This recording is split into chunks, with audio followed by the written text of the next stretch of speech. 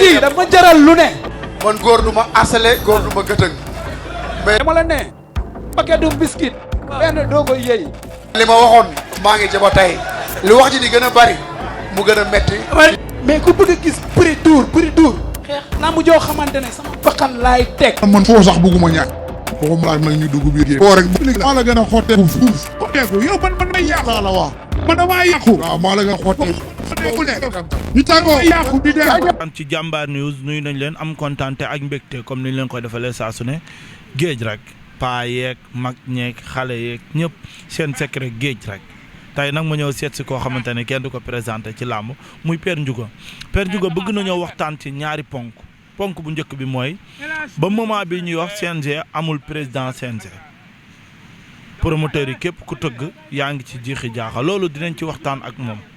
waaye duñu waxtaan ba tàqalikoo ak moom duñu wax ak le roi des arènes mi nga xamante ne dégg nañ ni dugg na regroupement surtout dugg regroupement kii dem Dionewar préparé ji ko kee dégg naa ma nga biir Lac Rose di préparé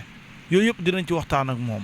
importance combat bi ak dayo combat bi ak ñoom nu ñuy waajee combat bi ginnaaw loolu ñu nuyu ko bàyyi ko mu nuyu mbokk internet yi su ko defee ñu wel waxtaan bi sama nijaay maa ngi lay nuyu di la siyaar. sama jarbaat ji li maa ngi lay fay di dellu di sant sunu borom tabaaraka lazi di kontaan ci jàmm jum nu defal ak wér gi di nuyu Sénégal di nuyu axlu làmb yëpp. di nuyu diaspora bi di nuyu jàmbaar borom doole ji ñuy ñaan yàlla bu mu ñàkk doole mukk ci àdduna di nuyu Mansour Ba un grand promoteur infatigable numéro bokk na ko ki magam bokk ko ki baayam bokk ko ki moroomam lekkul bàyyi kenn di nuyu baayam bi di nuyu yaayam Adja Dramé di nuyu roi des arènes di ko jox nuyoo bi mu jox yóbbul ma ko ci ñuy takk ngeen bu ñëpp te nekk biir Parcelles Assainies di nuyu Parcelles Assainies nag 1 ba 26 1 ba 26 bawuma kenn di nuyu président Diomaye ak ministre am Ousmane Sonko ak suñu ministre bi Ndeye Khady Diène Gaye te ko nag mu gestu làmb parce que làmb dafa bokk ci suñu cosaan acteurs yi ci nekk du ñu ay burkinabé du ñu ay ivoirien ay sénégalais lañu di njabootu réew mi bëgg a tekkee ci réew mi kon ñàkk tekk ci réew mi bu mu jóge ci ñoom ne leen jàppale jiili ba ci kanam. Père nuyu nga ñëpp mais nuyoo Père Maxime Mbargane nuyoo waa jàmm gën nuyoo Siteu nuyu le roi des arènes ah Père lan mooy problème bi. ñooñu nag dama amagul seen jot pour di leen nuyu parce que talaguma leen. tooñ nga ma nga may ay Maxime Mbargane nag ay tarkindaa man sama mbër moo ma ñor Parcelles Assainies moo ma ñor. Max nag maa ngi koy nuyu de passage parce que sama mbokkum taalibe la di taalibe Cheikhou Tidiane wax dëgg yàlla di sama xarit sama genn wàll xam nga yaa ngi tàngal sama yaram ba sax ma koy touché waaye nag maa ngi lay nuyu de passage waaw maa ngi lay nuyu de passage te di la xamal ne nag yow xam nga ma xam am na lu ma daan wax te randuwul te lii ma lay wax du randu foofu rek laa yem nga àggale ko xale yi dégg nga. mais toftal ci Siteu yàqul dara tamit. kooku sama doom la infatigable di jàmbaar di ndaanaan. ak njàmbaram tax mu ñëw bu war a bëre seeg roi des arènes fii di ko social di ko am njëriñ Siteu tey bu doon xëccoo maire Lamsar da koy gañee ngir lan mbaax ga ngir lan tabe ga ngir lan partage ba loolu lépp mi ngi ci moom waaye nag bu loolu weesoo nag roi lay bëreel nag neex naa dégg daan naa roi foofu laa yem ba ci kanam. waa jàmm gën tamit xale yi. waaw jàmm gën boo nuyee Siteu nuyu Maxime Mbargane jeex na du mu nuyu gone man. du mu nuyu xale. mais Père ginnaaw ñuy ñëw ci làmb ji ndax ku ne xam na ni moom mënuñoo waxtaan ba noppi te duñu waxtaan ci combat royal bi mais lu mel nii est-ce que mus naa am ci làmb daw plus de 15 jours ñu war a nommer ki nga xamante ne mooy président CNG bu yees ba léegi ministre bi réagirul deful benn communiqué bu jëm ci diw la ñu tabb teg ko ci bopp CNG bi. yéen seen génération depuis bi nga nekkee ci làmb ba tey mus ngaa dund lu ni mel. léegi dund naa ko ci ministère bi moom loo xam ne mosuma ko dund ci làmb c'est la première fois ministre ne dem leen tànn ki leen doy ngeen ñëw ma xaatim ñu dem tànn ki leen doy loolu du mos am ci làmb teg ci taabal ji li teemu xaatim nag da ko war a wax gars yi li teemu xaatim na ko wax nit ñi na leen yeewi na leen létt baa mu firi leen parce que moo leen wax dem leen ngeen tànn ñu dem tànn bu doon élection présidentielle sax réalité yi génn bu yàgg waxatuma la làmb ñu wote mu tudd 120 personnes pour génne résultat yi dafa war a facile dafa war a gaaw li tee mu génne ko nag na ko wax nit ñi yeewi leen mu génn seen bopp waaw. ci résultat la basé wu wala ci leneen la basé wu ndax bu dee résultat la bis bi ñuy voté ci guddi gi 0 heure waroon nañ mën a tas match bi comme ni ko gars yi di waxee mais ba léegi dara génnu ci résultat la ci nombre de votants la basé wu wala dafa am ci leneen lu mu basé wu. mais vote nombre de votants la ñuy basé wu ki gagné lañ war na gagné na mais boo defee leneen rek génn nga cadre vote la wax mais bu ñu voté ki gagné xam na ko nombre de votants la na ko génnee mais bu attee leneen lu bokk tolloo rek génn na gaam bi mu dugaloon gars yi non na génnee nombre de votants yi ki gagné ñu ne moo gagné lambu continuer mais wut dëpp dossier yi rek na ci leneen quoi waaye. yow kuréel bi nga bokk ci ñan kan lañ votel ñun Malick Ngom lañ voteel. lu tax su waaw Malick Ngom. parce que lamb dafa war a dox te doxul. Bira doxalu ko. waxuma Bira de lamb la war a dox te doxul. fi nekk kay bu ko doxalu père mooy doxul. mooy kon doxul rek kon Bira doxalul. ci dawoo dara. léeg-léeg moo si daw kenn du sama dépasse. fayu luñ ma courant fayu luñ ma ndox buñ ma gisee lamb la kon dëgg bu jëlee nañ ko wax lamb bu doxoon kenn du ko fi jëlee munoo yor mbir muy dox ñu la fi jëlee buñ la fi yoree jëlee rek parce que war ngaa xoolaat sa bopp xam ne doxul nga teel a joxe léegi yi dem sa yoon xam nga yoo xam ne guddal jël la police boo sàccee ñu jàppale la sàcc nga su fekkee bëggoo ñu dóor la wala nga yàgg fa neen ay la yoon man sàcc laa damaa sàcc waaye sàcc ko te ñu xam ne yow sàcc nga daañu la dóor te nag fa yàgg waaye kuy doxal dëgg kenn du la fa jëlee buñ la fa bëggee jëlee c'est parce que doxal too dëgg nañ la fa jëlee teg fekke ren Malick Ngom la ak lu làmb jox loxo moo gañe wala gañewul nag wóoruma ndax yoruma dossier waaye ak lu làmb moom Malick Ngom la jox loxo waaw actuellement. Malick lan ngeen mën a xaar ci moom. mais bari na am na yar am na teggin am na sutura xam na lan mooy doomu aadama maîtrise na làmb parce que équipe nationale fu mu dem suwaa bu Malick dem rek dafa feebar wala mu am gànt kon maîtrise na làmb xam na làmb. loolu rek yorul làmb. non lan moo yor làmb. baax na yaru na teey na dal na loolu rek yorul làmb. ak it maîtrise na làmb laa la wax ak maîtrise na làmb ndax làmb Sénégal la rek ak Europe te fu gaa yi jóg dem mi nga ànd ak ñoom. maîtriser làmb mooy maîtriser na géewu làmb mais maîtriser làmb ci wàllu administration est-ce que Malick maîtriser na. mais Malick tubaab la te fi ay dossier la rek Malick tubaab la te mbir ay dossier la rek du alxuraan du arab tubaab la te buñ ko joxe mu doxal ko waaye Malick xam na lan mooy règlement lamb yemul Sénégal rek yemul ci CNG bi rek kaay jox naa Maxtar avance jox naa Ndiouga avance bu soobee dañuy bëri déedéet yaa giroo ko yaa li libre te yooyu maîtriser na ko kon donc bu ñu ko joxee lamb daf koy doxal kon lamb bu ñu ko joxee daf koy doxal nañ ko jox mu essayé bu doxul ñu jëlee ko fi. am na solo fi mu toll nii promoteur yi nga xamante ne samedi lamb amoon na promoteur bi waroon tëgg mu jéewul a tëgg muy Badiane production ñu koy masawu bu baax dimanche bi dernier moment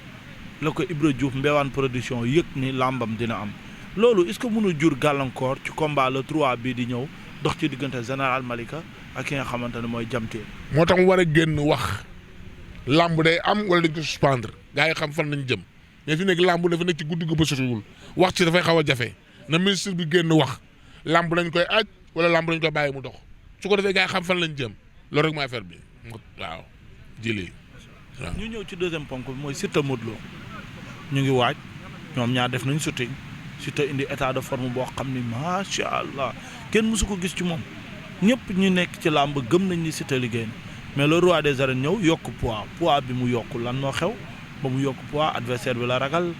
daa am lu muy sóoraale moom moo bëgg a yokk poids wala yéen a ko yokkuloo nu mu demee noonu. gars yi ñoo amul gis-gis rek mais Modou mu sa weesu loolu gaa ñëwul gis-gis rek depuis combat Eumeu Sène ba léegi Modou même poids lay yor c'est que dañ ko xool ci Siteu natt ko ci Siteu rek ne Modou dafa yokk poids mais pas poids bu mu yokk Modou lim yor yàgg na ko yor yàgg na ko porté yàqalu ko dara Siteu mi ci état xale la noonu rek la mën demee parce que xale la mi ngi ci état mais nag lay làmb ja mooy làmb ja mooy làmb ja waaw cax la le jour si la ñu xam Siteu dafa progresser ci entraînement wala dafa am doole wala Modou dafa jël poids bu mu war a jël wala waru koo jël le jour si la ñu xam loolu mais moment bii wax ci day xaw a jafe waaw. Siteu bi mu simmee ko état de forme bi mu yor est-ce que bett na la par rapport ak combat yi Siteu jóge yaakaar naa ne état bu mel nii mosu ko indi ci lamb. non mënuma bett parce que xale la bu fekkee da ngay entraîner chaque mois da nga war a avancer mais waroo arrière su fekkoon dafa arrière da ci la may bett mais xale la chaque combat rek dafa war a avancement chaque combat mbër bu bëree dimanche toog 3 mois su dellu si dañu war a xam ni kii dafa yokk mais warut a wàññeeku loolu mooy encouragé mbër comprendre nga mais fekk da nga bëree mois prochain nga gën a wàcc amul sens gëmoo li ngay def mais chaque 3 mois nga soppeeku loolu moo dig mbër day avancé waaye fekkee combat boo bëree bi ci topp ngay gën a yées amul sens Siteu noonu la war a mel parce que xale la daa am lu mu bëgg te defagul dara ci làmb nag te li koy xaar daa bari kon chaque combat rek dafa war a progresser chaque combat dafa war a am changement waaw. am changement boobu moo tax ñu gisaat beneen changement ci ñoom ñaari mbër yi mooy surtout dem na Dionewar dugg li nga xamante ni mooy regroupement Modou Lo dem Lac Rose dugg li nga xamante ne mooy regroupement ku ci nekk ànd nga ak ñi nga xam ne jàpp nga ni ñooy say sprint partenaire yi nga war a mën a àndal ci combat bi liggéey ci liggéey bu mucc ayib dugg regroupement bi lan moo waral loolu lu bees la ci làmb wala dafa am leneen loo xamante ni mbër yi dañ koy moy. mais c'est normal ni ki dugg regroupement parce que combat am na fu muy toll da nga war a làqatu da nga war a lëlu du ñëpp ñoo war a présenté wu du ñëpp ñoo war a bokk. Nour mën nañu di entraîner fii wala mu dem di entraîner la partout du ñoo ngi ni toog booy mu setaan mais gisuñu Modou te Modou nga entraîner booy yi may setaan yi dama leen a xam est-ce que booy yi dëkkuñu Lamsar loolu ci wóor moo waral lëlu bi làqatu jombas li ko tax a nekk xaal làqatu si beref xam naa xamoo jombas li tax mu nekk xaal làqu ci beref jombas li tax mu nekk xaal dafa làqutu ci beref bi su làquloon ci beref bi dañ koy boole cere ji lekk ko jombos bu nekkee xaal rek daa làqutu ci beref mooy waral lëlu bi waaw. kon ni nga waxee ni xale yi léegi lu la leer ni dëkkul jàmm. dara wóoruma ci la jàmm gi dëkk wala lamsaan ñu ngi ni di ma seetaan xaw ma bu ñu fi jógee fan lañ jëm lu ñu may natt la jël. kon loolu boo ko waxee yaa ngi sóoraale wàllu mystique. yaa ngi sóoraale lamb doo xeeb dara doo yëm dara lamb doo xeeb dara doo yëm dara. nee nañ bàyyi na gàllaaj. déet moom mën naa bàyyi gàllaaj te gàllaaj bañ ko bàyyi moom mën naa bàyyi gàllaaj mais gàllaaj mën na ko bañ a bàyyi. loo bàyyi da laa war a bàyyi. ci yoon. waaye nga bàyyi ko mu ne du la bàyyi. waaw li nga bàyyi rek nga bàyyi waaye la jàpp mënoo ko bàyyi li nga jàpp yow nga mën a bàyyi mais la jàpp mënoo ko bàyyi. combat Modou ak Siteu nan ngeen fas yéene yabee Modou mu ñëw ci làmb ndax combat Modou ak Boy Niang père gis naa ne confiance bi nga amoon moo waraloon nga bokk bal bi père yëngu-yëngu boo xam ne ñu bari yaakaar. xam nga Modou amatul lu ñu koy wax ci combat nii ngay defee wala laa booy lekk ceeb ba ma caat ma des ca xam nga ne boo dugalee solo bu ci yàq andi da nga koy yëlëb foofu rek laa yem ak yow. boo yàggee lekk ceeb ba ma caat ma des ci boo dugalee sa loxo bu la yàq da nga koy yëlëb foofu rek laa yem ak yow. xel àgg na ci waxuma yooyu dama ma ne xel àgg na ci li may wax nii xel la koy mot. xel la koy mot ci te doomu aadama la on jamais ñu xeeb ko jamais waxuma loolu. jamais man xeeb bu ñu dara moo du xeeb kenn xeeb pour lan mu koy xeeb si te doomu aadama di champion bu mag def ay profom ba ak si fii nga koy xeeb te naka nga koy xeebee. mbër mu gën a fonk si taa cëpp mbër mu gën a fonk ci àll rek si taa cëpp si te fonk ñu ko fonk ci fonk ñu ko benn mbër fi ñu ko teguñ ci benn mbër Siteu luñ daj ci mbër pour daan ko rek daañu daj lu ëpp loolu pour laaj ko parce que mbër la champion la. Siteu lu koy daan. bëre rek tegal ko gitangaas gu tar ñu bëre ak moom daan ko dem ñibbi du leneen bëre mu tawee su bëre tegal ko gitangaas rek ku tar bëreeg moom daan ko dem ñibbi. gitaŋaas boobu bu la ko tegalee nag nga yaakaar ne ñaari gitaŋaas bu ndey rek foog safara génn te bu safara génnee foog am lu ko fay la koy fay nag ak gun ci waaw. loxo gos bi muy denc ci ginnaaw nga xam ne moom saa yu dalee buntu feeñ. nan ngeen ko yàlla bu denc ba yàgg nag ba du dal yàlla na denc ba yàgg ba du dal da koy denc ginnaaw yaa ko wax de yàlla na denc ba yàgg ba du dal mën naa ñàkk dal ginnaaw da koy denc lu ñuy denc moom awa ñu koy génne lu ne xaj na fa lu ñuy denc awa ñu ko génne lu ne xaj na fa.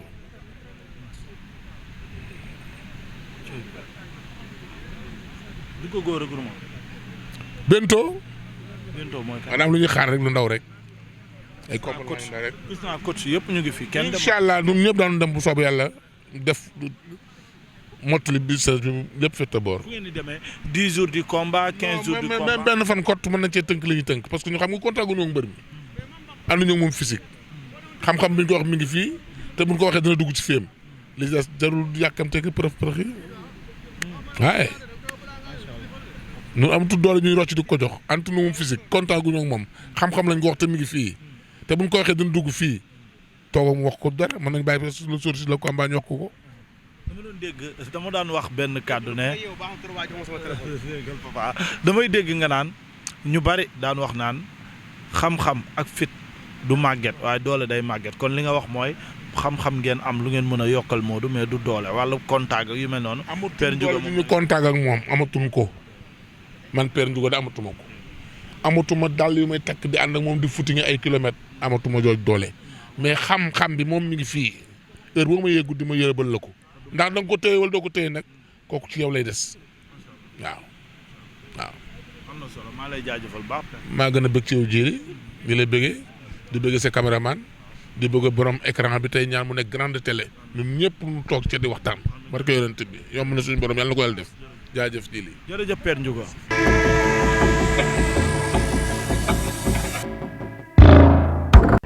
lamb ji dafa jaral lu ne. man góor du ma asale góor du ma gëtëng mais dama la ne paquet du biscuit benn doo koy yëy. li ma waxoon maa ngi jaba tey lu wax ji di gën a bari mu gën a metti mais ku bëgg a gis prix dur xeex lamb joo xamante ne sama bakkan laay teg. man foo sax bëgguma ñàkk waxum laaj nag ñu dugg biir géej foo rek maa la gën a xotteeku fuuf xotteeku yow man may yàqu la wax man damaa yàqu waaw maa la gën a xotteeku ñu tàggoo yàqu di dem